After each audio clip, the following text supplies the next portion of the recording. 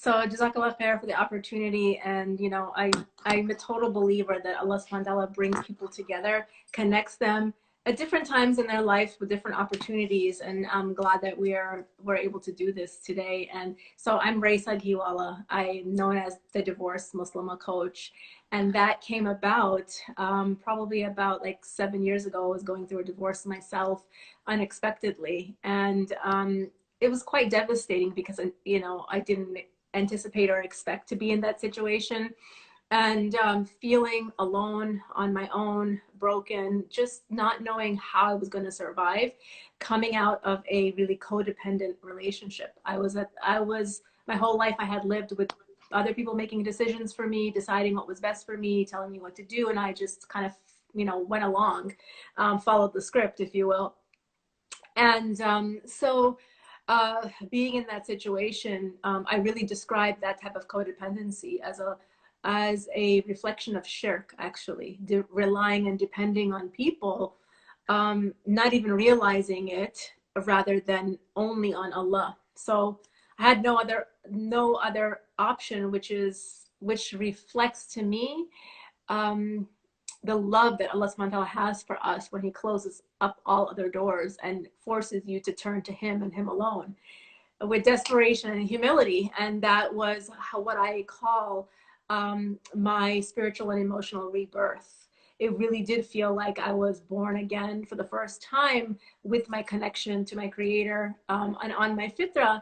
And that journey led me to many different resources of people and resources supporting me through mentorships, through coaches, through programs, that I just had to ask Allah for help and what I was struggling with. And he sent me the resources and people, and then I had to say yes to myself. So that began my journey.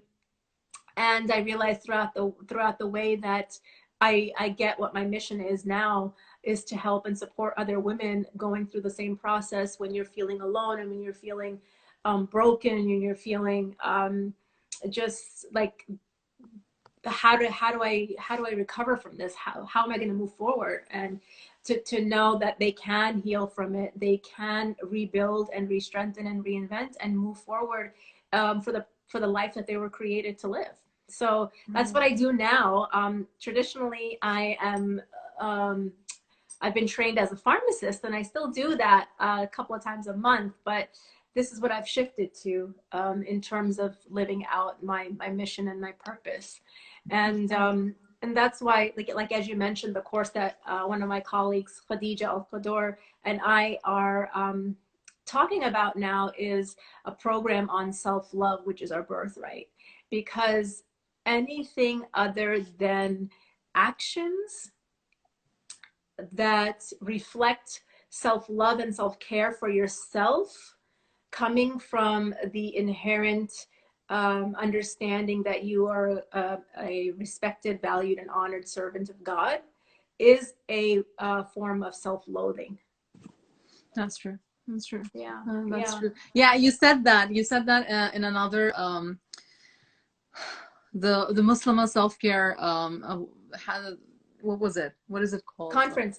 Conference that happened on, yes, with Naima B. Sister Robertson. Naima. Yes, with Sister Naima. It was a fantastic one, and that's where I came and I was first introduced to you when I heard that, and that struck me exactly what you just said, that the other side of self-love when you don't have it is self-loathing and this codependency. Sister Rayesa, so the thing that bothers me the most is, and I've seen this across the globe, it does not matter your culture, your religion, your ethnicity, your degree. Women have gone to Ivy League universities, and women have gone to madrasas, and women have been homeschooled. It does not matter. Subhanallah. And I don't even think that this is just with the Muslim women.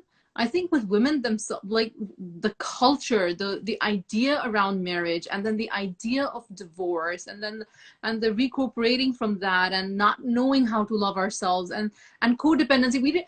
I did not even know that a term codependency is there. I didn't either. I didn't even know that. Oh, there's something called codependency. What is that? Okay, I heard the term needy. I heard the term needy. Maybe you've Yeah. heard that term Yes, before, yes, right? yes. Needy But of your husband, needy of him to give you. But no, like codependency is a different whole game. And then when you, I would want you to actually touch up on that a bit. Maybe somebody yeah, is like me who hasn't heard of it or who doesn't actually understand it completely. yeah, you touched on two really great points. One of them is how, and we'll get to it later, how for all women going through a breakup in your marriage or a relationship, you know, no matter what faith you are, or you're, you know, divorcing, it's one of the roughest times in a woman's life, Yeah, period. yeah, period. Yeah. And we'll get into why that is. But to answer your question about the codependency, is because, you know, how I described it in one of the TED Talks that I gave was that my codependency was like needing someone else as my oxygen to breathe, to survive, to give me permission to be and to exist. I mean, that if that's not shirk, then what is? You know, it's like another person validating you, defining your worth, meaning like without them, who are you?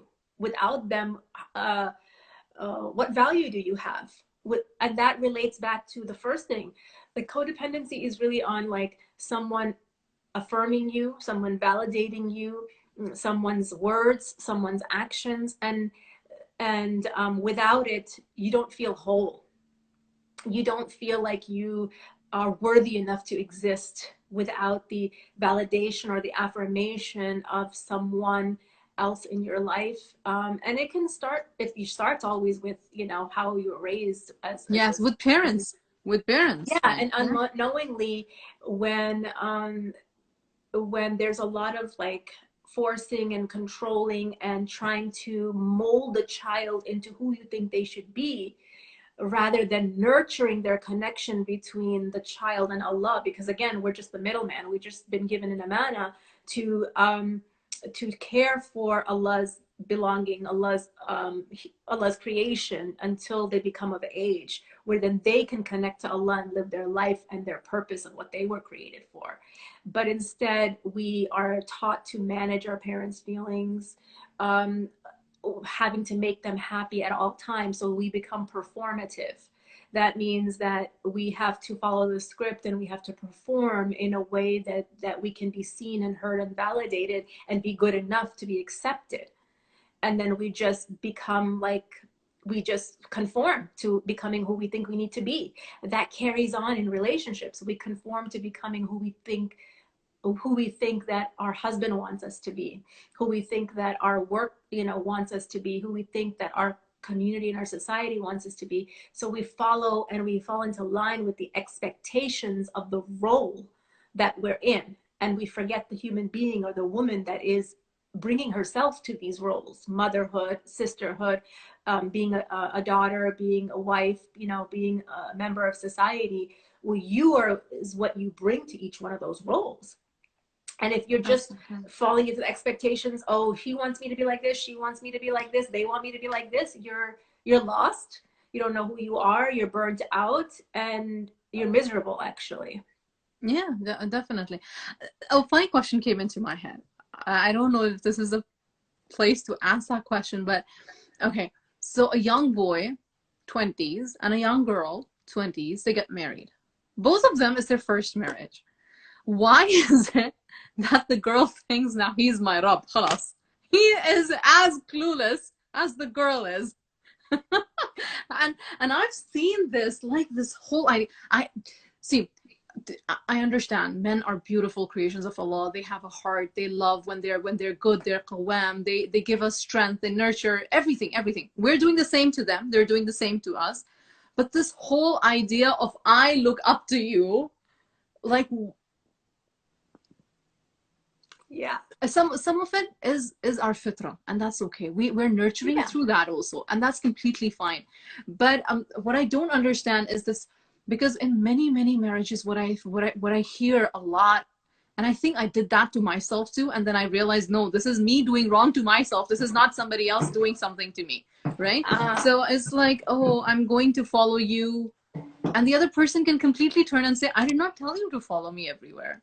I did not Right. tell you to be dependent on me. I did not. Why did you put me to a pedestal where your happiness, your sadness, your anxiety, everything depends on how my mouth muscles move? Like if I'm like this, then you're like, Yeah. oh my God, oh my God, oh my God. And if I'm like this, then you're like, yes, this is the best day of my life. Like in some cases, our poor husbands did not even ask us to do that. And still we put them and ourselves in that position. And in my case, like alhamdulillah, I've been married, but in the rough patches of my marriage, in the first 10 years, that I did not communicate with him. And I expected him to have telepathy, I think, which was Mhm. so unfair. But I expected him, he should know. He says he loves me, so he should know. So you know what? You were living in your head.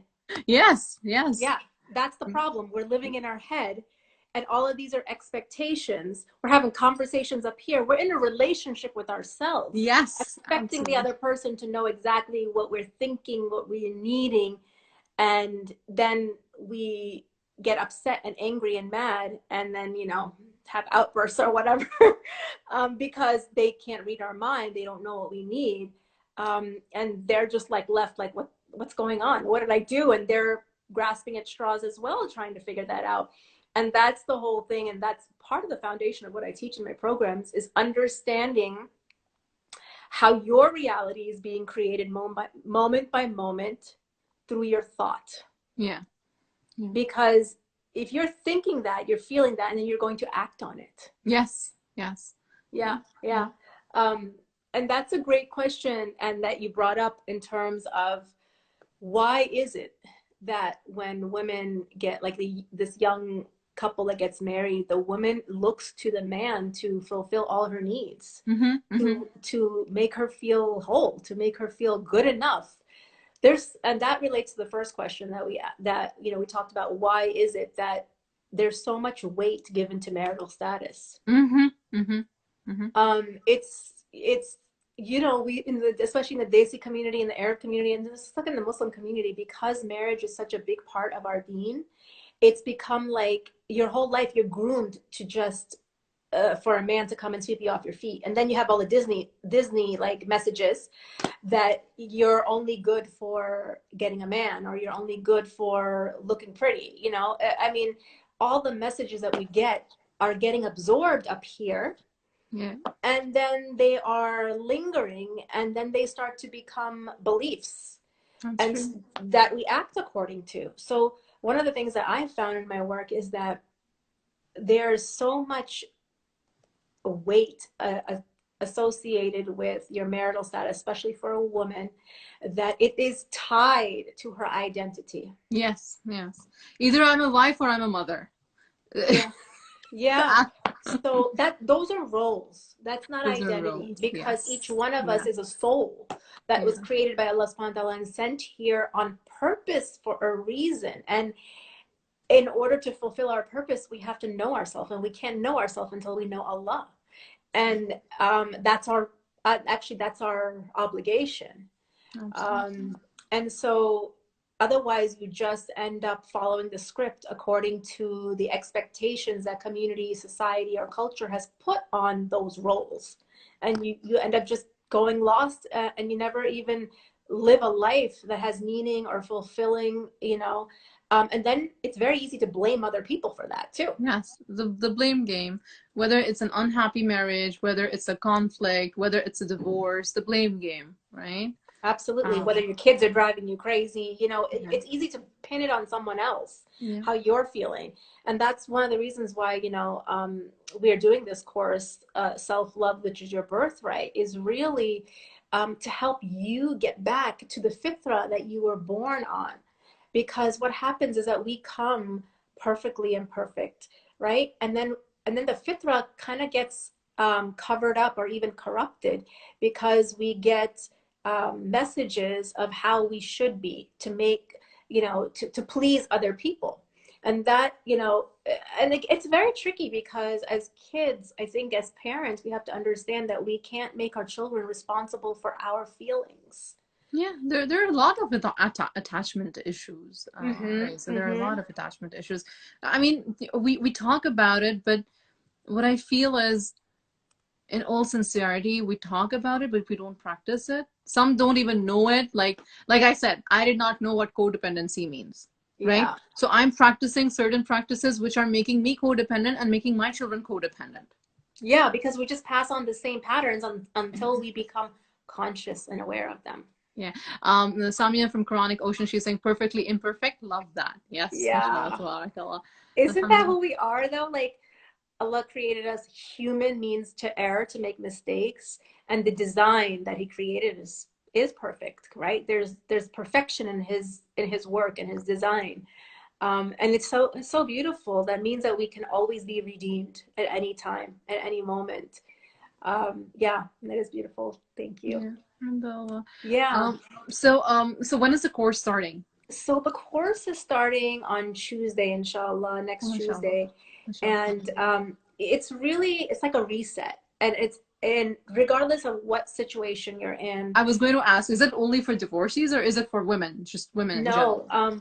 one of my colleagues who I'm doing it with, she actually is a motherhood coach, Oh, and awesome. she, it's for anybody. So she works primarily with mothers. I work with mothers too. But the thing is that like we have to strengthen ourselves spiritually, emotionally. Like we have to get our foundation strong and securely rooted Yeah, in our relationship with Allah and our relationship with ourselves.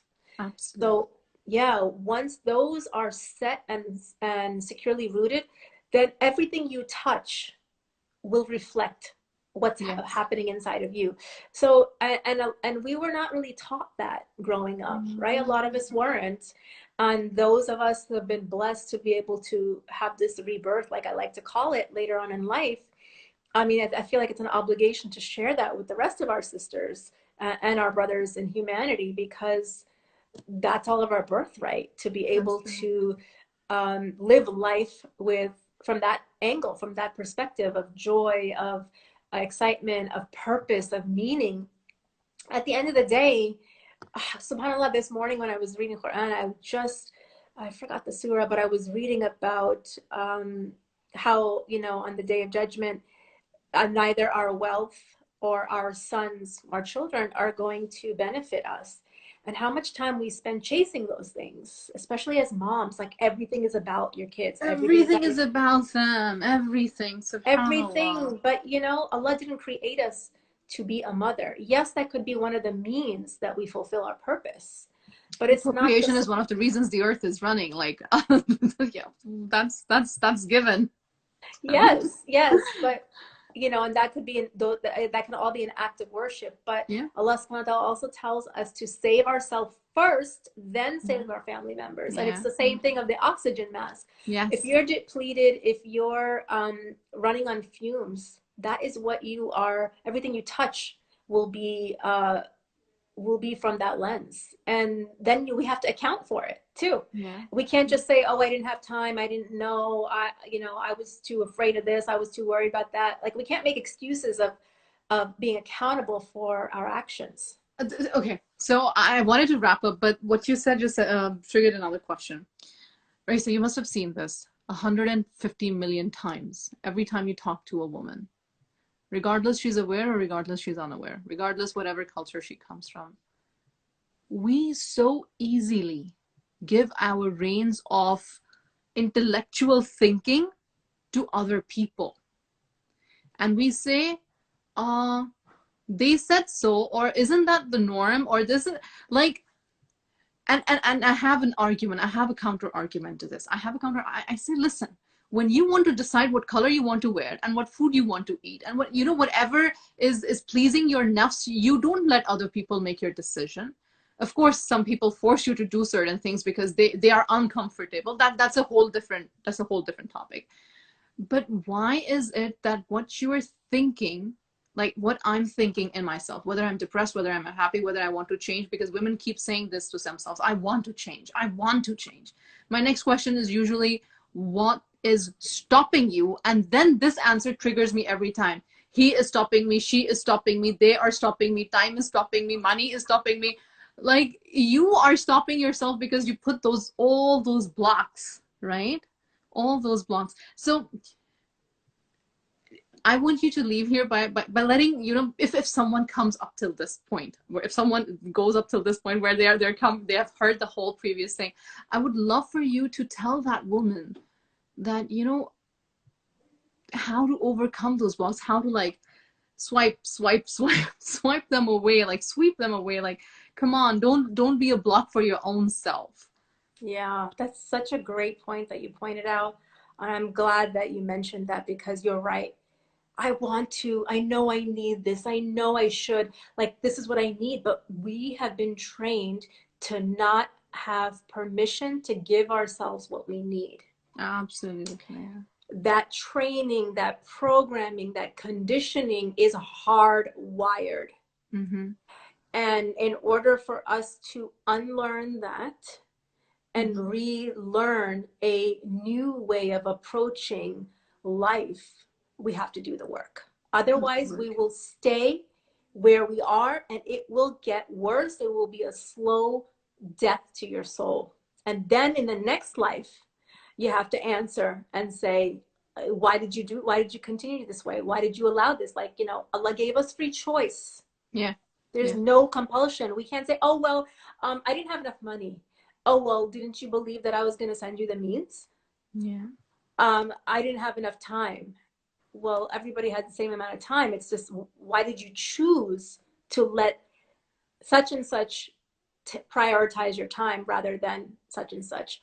So we can make all the excuses that we want, and we do, to make us feel better. So one of the things that I would say is, if you can connect to your heart and you know in your heart of hearts, which you do, what it is that you need and what is helpful for you, don't think.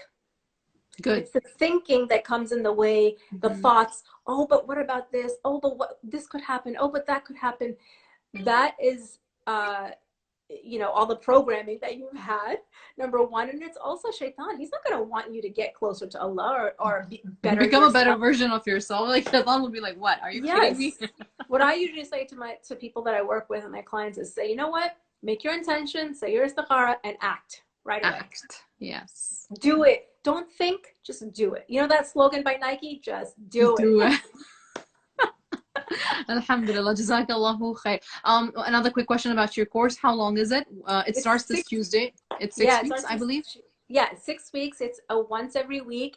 And it's an opportunity that is going to give you the growth that you need, and lead you to where you want to go, instead of just sitting around wishing and wanting. And if you don't, then you can expect more of the same. So guess what? You get to choose. You have that choice. Yeah. Everybody has a choice. Even being a Muslim is a choice. Yeah, that's absolutely true. Jazakallahu khair, everybody. Thank you for joining in. Thank you to Sister Rayesa. Please check out their course. I highly recommend it. Join it, inshallah. And not just join it. As entrepreneurs, I believe that the people who watch us and people who like us and people who believe in the message that we're giving, like Sister Rayeesa is, like myself, and all the other sisters around us, mashallah, tabarakallah, share the word. You spread it. Put it forward, send it in a DM, like do that action, so that someone somewhere, and in a way you're contributing to the khair. And I 100% believe this course is the source of khair, mashallah tabarakallah, and may Allah subhanahu wa ta'ala bring barakah in it, and may it help. I mean, I love that. You know why? Because when we support each other, there, like you said, there's more barakah that comes, because, and to be able to do that is because you're not, you know, the abundance of Allah subhanahu wa ta'ala. Yeah. And when we do something for his sake, it always comes back to you. So there's no reason to worry or to be afraid or to feel like, okay, you know, if I share this, then I will lose this and I'll lose that, because a lot of that is out there. And that's a great point that you make, to, you know, support each other.